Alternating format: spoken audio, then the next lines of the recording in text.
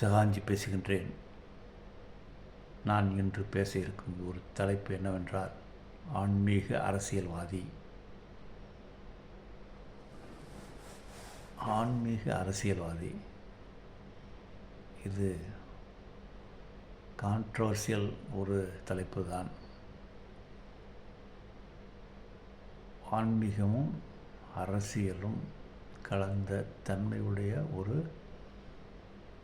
நபர் ஆன்மீக அரசியல்வாதி.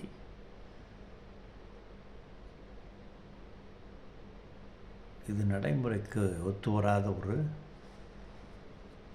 கேரக்டர். ஏனென்றால்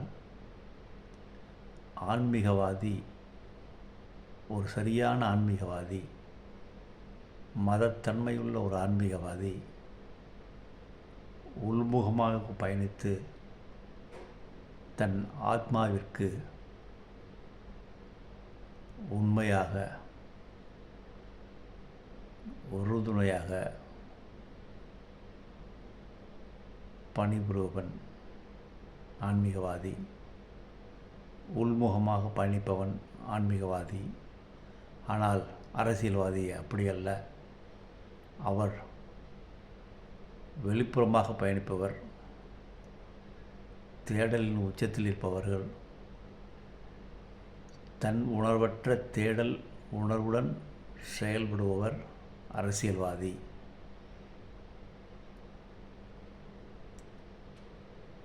நடைமுறை அரசியல்வாதி உள்முக பயணம் ஒன்று இருக்கின்றது என்ற உணர்வே இல்லாமல் தான் இன்றைய அரசியல்வாதிகள் இருக்கின்றார்கள். இன்னும் தெளிவாக சொல்ல வேண்டுமென்றால், இன்றைய பெரும்பாலான அரசியல்வாதிகள் ஆன்மாவை அலட்சியப்படுத்திவிட்டு செல்பவர்கள். இன்னும் ஆழமாக சொல்ல வேண்டுமென்றால், ஆன்மாவை கொன்றவர்கள் என்றுதான் சொல்ல வேண்டும். ஒரு ஆன்மீகவாதி உள்முகமாக பயணித்து அவனுடைய அகச்செல்வத்தை உணர்ந்து ஆழ்ந்த அமைதியுடன், தியானத்தன்மையுடன், மிகுந்த கருணையுடன், பகிர்தல் குணத்தோடு இந்த ஒளியுலக வாழ்க்கையில் பயணிப்பவர். புயலாக சீரும் நடைமுறை வாழ்க்கையையும் தென்றலாக செயல்படுபவர். ஆனால் அரசியல்வாதி அப்படி இல்லை. ஆர்ப்பாட்டமாகவும் பரபரப்பாகவும் ஆணவத்துடனும் ஆணவத்தின் உச்சத்தில் செயல்படுபவர்.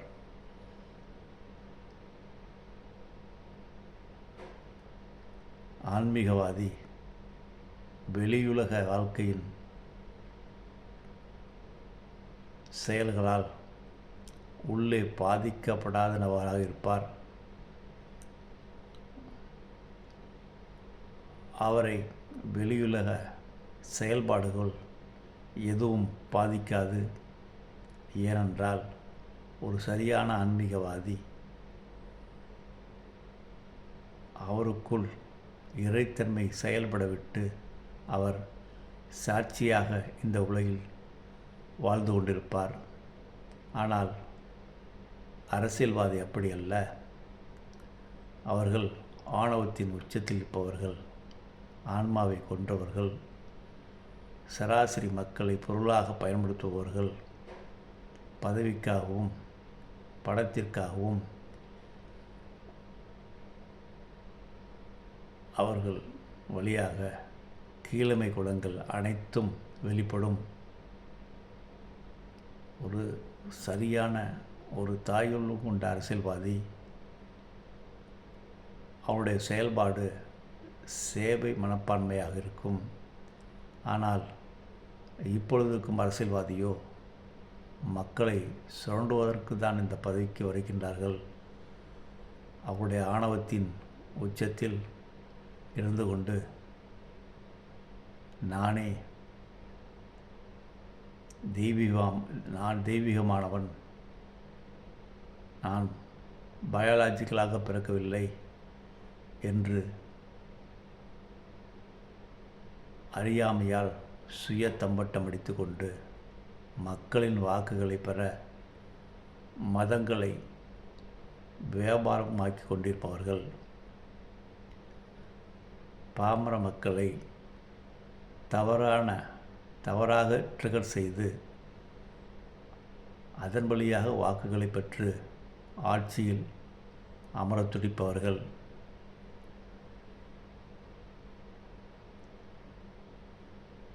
தனக்கு சாதகமாக கடவுளை பயன்படுத்துபவர்கள்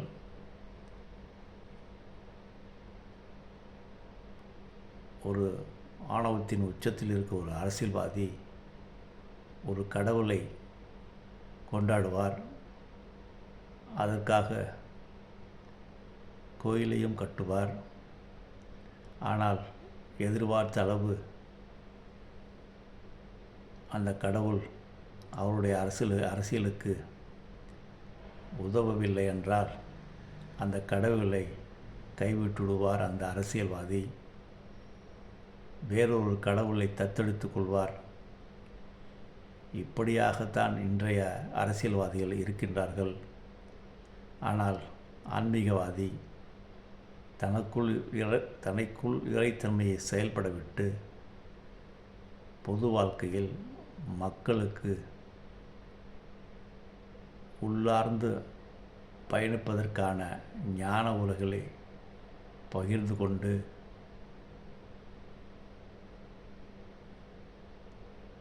தான் உணர்ந்த பேரின்பத்தை மற்றவர்களும் அனுபவிக்க வேண்டும் என்ற அபாவோடு இந்த பூ உலகில் அருட்பணி செய்து கொண்டிருப்பார்கள்.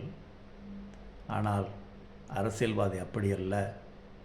அவன் சுயநலத்திற்காக செயல்படுபவன், அவன் புகழுக்காக இயங்குபவன், பதவிக்காக வெறி பிடித்து அலைபவன் அரசியல்வாதி. ஆன்மீகவாதி அப்படியல்ல. அவன் தேடலை நிறுத்தியவர். தான் எதற்காக பிறந்தோம் என்பதை உணர்ந்து தனக்குள் இருக்கும் தெய்வீகம் மற்ற எல்லா உயிரிடத்தும் இருக்கின்றது என்பதை உணர்ந்து மற்ற உயிர்களையும் பொருட்களையும் தெய்வீகமாக பார்க்கும் தன்மையை உடையவன் ஆன்மீகவாதி. ஆனால் அரசியல்வாதி ஆணவத்தின் உச்சத்தில் இருந்து கொண்டு தன் சுகத்திற்காக, தன் பதவிக்காக, தன் புகழுக்காக இயங்குபவன். அவனை வெளிப்புற உலகம் எளிதாக பாதிக்க வைத்துவிடும்.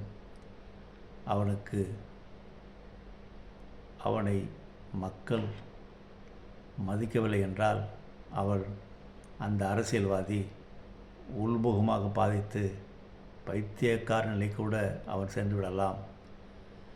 அவனுக்கு எப்பொழுதுமே அவனை சுற்றிலும் ஒரு கும்பல்கள் இருந்து கொண்டே இருக்க வேண்டும். அரசியல்வாதியை வாழ்க என்று ஒரு கும்பல் சொல்லிக்கொண்டே இருக்க வேண்டும்.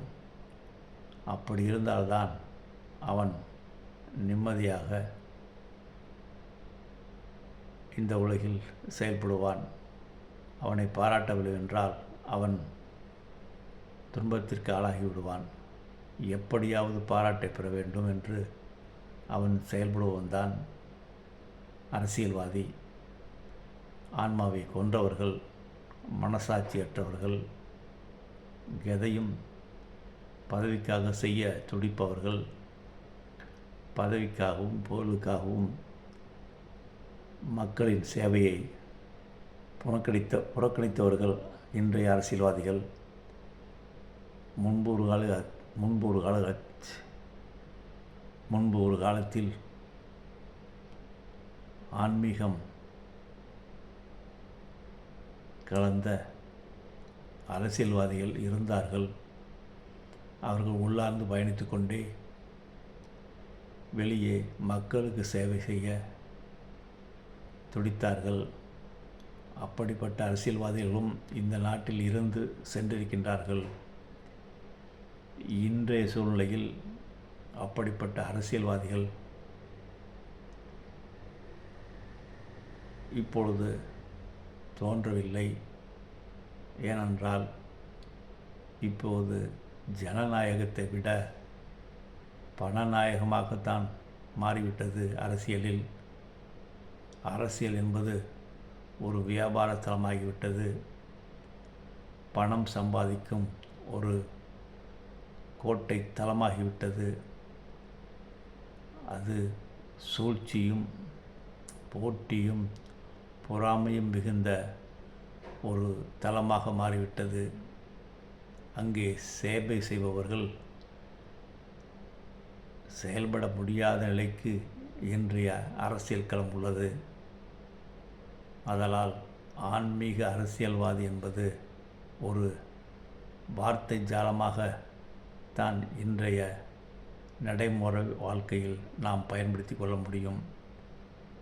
ஆன்மீக அரசியல் ஏற்படுத்துவேன் என்று நடிகர் ரஜினிகாந்த் அவர்கள் சொல்லிக் கொண்டிருந்தார்.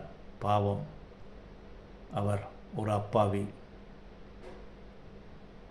அவரை இந்த ஆணவமிக்க அரசியல்வாதிகள் பயன்படுத்த முயற்சித்தார்கள், கடுமையாக முயற்சித்தார்கள். தெய்வாதீனமாக அந்த நடிகர் ரஜினிகாந்த் அவர்கள் அந்த சூழ்ச்சி வலையிலிருந்து தப்பித்து கொண்டார். கடவுள் தன்மை அவரை காப்பாற்றிவிட்டது. இல்லையென்றால் இந்த சுயநலமிக்க அரசியல்வாதிகள் அவரை படாத பாடுபடுத்தியிருப்பார்கள். அவரின் புகழ் வெளிச்சத்தில் இந்த பாமர மக்களை சுரண்டியிருப்பார்கள். கடவுள் தன்மை கருணையால் அந்த நடிகர்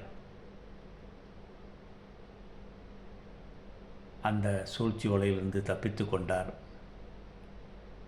ஆன்மீகவாதி உள்முகமாக பயணித்து உள்முக பயணத்தின் எல்லைக்கு சென்று எதை அடைய வேண்டுமோ அதை அடைந்து தான் அடைந்ததை மற்றவர்களும் அடைய வேண்டும் என்ற ஒரு அவாவில் அவர்கள் வழியாக ஞான உரைகளும் மௌனமும் தியானத்தன்மையும் கருணை உணர்வும் வெளிப்பட்டு கொண்டே இருக்கும். ஆன்மீகவாதி அருகில் சென்றால் அவரை சுற்றி பரபரப்பான உணர்வும் ஆர்ப்பாட்டமான உணர்வுத்தன்மையும் மற்றவர்களை சூழ்ச்சியால் கவிழ்த்துவிடும் எண்ணங்கள் சூழ்ந்த ஒரு மனிதனாகத்தான் ஒரு இன்றைய அரசியல்வாதி இருக்கின்றான். ஆகையால் ஆன்மீக அரசியல்வாதி என்பது ஒரு சுத்த ஹம்பக். இன்றைய சூழ்நிலையில் முன்பொரு காலத்தில் இருந்திருக்கலாம்.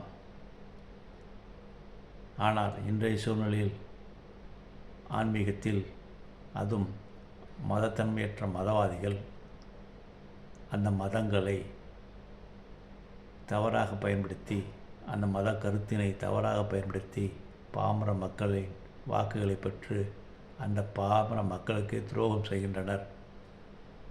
இன்றைய அரசியல்வாதிகள் மதங்கள் தோன்றியது எதற்காக? தனி மனிதன் உயிர் தெழுவதற்காக. தனி மனிதன் அவனுக்குள் உள்ள விலங்குத்தன்மையையும் மனிதத்தன்மையையும் கடந்து உயிர் தெழுவதற்கான யுக்திகளை வழங்குவதுதான் மதம். ஆனால் இன்று பெரும்பாலான மதங்கள் மதத்தன்மையை இழந்துவிட்டன, அரசியல் தன்மையாக மாறிவிட்டன. இன்றைய அதிகார துஷ்பிரயோகம் செய்யும் அரசியல்வாதிகள் மதத்தன்மையற்ற மதவாதிகளை கைகளில் வைத்துக்கொண்டு அறம் மறந்த வியாபாரிகளின் துணை கொண்டு அரசியலில் சூழ்ச்சி செய்து வெற்றியடைந்து பாமர மக்களுக்கு சேவை செய்கின்றேன் என்ற பெயரில் பாமர மக்களை சுரண்டி கொண்டிருக்கின்றார்கள். ஆனால் ஆன்மீகவாதி அவன் எதையும் எதிர்பார்க்க மாட்டான். அவன் எதை பெற வேண்டுமோ அவன் அதை பெற்றவன். அவன் எதற்காகவும் ஏங்க மாட்டான், புகழுக்காகவும் ஏங்க மாட்டான். அவன் கொடுத்து கொண்டே இருப்பான். அவர்கள் வழியாக பகிர்தல் குணம் வெளிப்பட்டு கொண்டே இருக்கும். ஆனால் ஆணவத்தின் உச்சத்தில் இருக்கும் அரசியல்வாதி அவருடைய ஆன்மாவை கொன்று அவர்களுடைய இயல்பை மறந்து பரபரப்பாக செயல்பட்டு உள்ளார்ந்த நிலையில் அமைதியற்று இந்த உலகில் செயல்பட்டு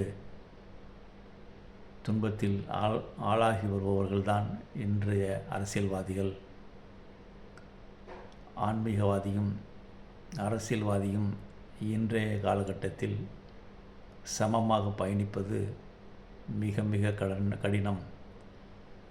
ஆன்மீகமும் அரசியலும் சமமாக பயணிக்கப்பட வேண்டும் என்று ஞானவள்ளல் பரஞ்சோதி மகான் ஆசைப்பட்டார்.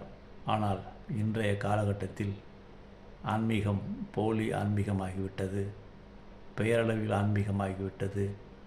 உள்முகமாக பயணிப்பதற்கான ஒரு தளத்தை வெளிப்புறமாக பயன்படுத்தி மக்களை சுரண்டும் ஒரு கருவியாக ஆன்மீகத்தை பயன்படுத்த இந்த ஆணவமிக்க அரசியல்வாதிகள் முயற்சிக்கின்றார்கள்.